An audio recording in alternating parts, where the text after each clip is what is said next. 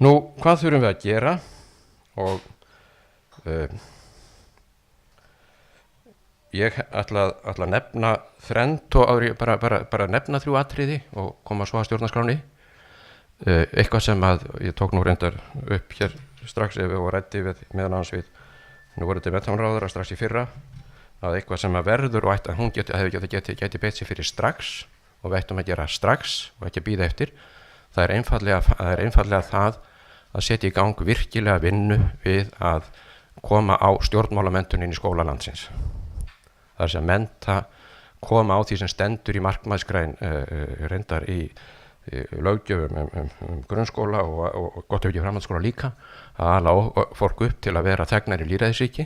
Þetta er ekki gert í skólum landsins. Og það mætti líka skylda háskólan til að gera það, að segja við háskólamenn þið skulið almennilega taka þetta alvarlega. Þessi stjórnmálamenntun og hún felur í sér tvennt, það er að segja það er að læra lýðræðisleg vinnubrögð og læra að rækta með sér samfélagslegar eða tekstskaparlega dygðir.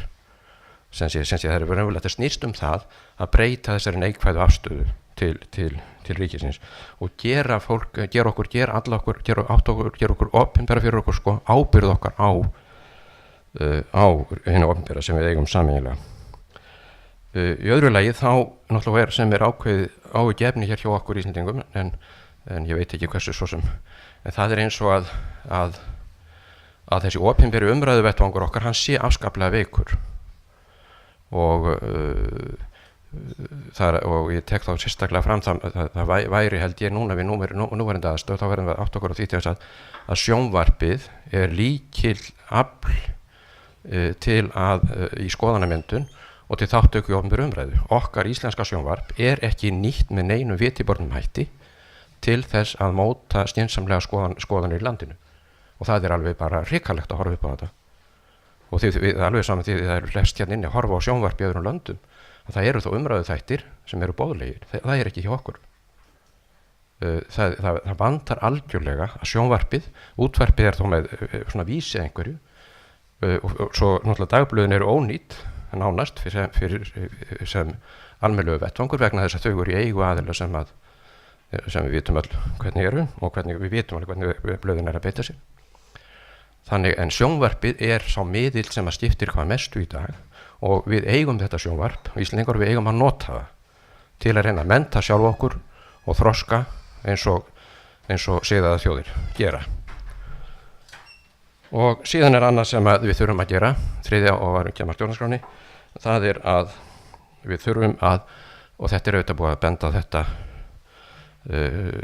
hér Sigurgeirsdóttir sem hér inni talaði þetta í fyrradag upp í háskóla og fundi og þetta er eitthvað sem að ýmsir hafa verið að nefna. Við þurfum að stórefla eftirlitsstofnanir okkar og eftirlitsmenning okkar almennt er í mólum og þetta veit ég líka háskólana. Eftirliti þar er mjög lélegt og alveg sama þó maður hamra á því að ráðuneytið gerir það, að þá hefur það ekki gert ennþá það sem þarf að gera. Og hér þetta eftirlit er ytra eftirlit, er aðhald, er bara forsendan fyrir því að við séum í ríkisstofnun er forsendan fyrir því við séum sífellt að reyna að bæta okkur og gera betur. Og ef ríkið gerir ekki vel það sem það gerir, þá er ríkið ónýtt. Ríkið á að vera til fyrirmynd, þá að gera allt sem við gerum og við höfum svo opinbera á að vera velgert. Ríkið á helst ekki að vera að vasast í miklu, mín skoðun á ríkinu er svo ríkið á að gera lítið og mögulegt er, en allt sem það gerir á að gera því það er brýn nauðsyn til þess að gera það og þá að gera það vel. Og þá að gera þannig allir sjáu hvað það er verið að gera. Opinbert.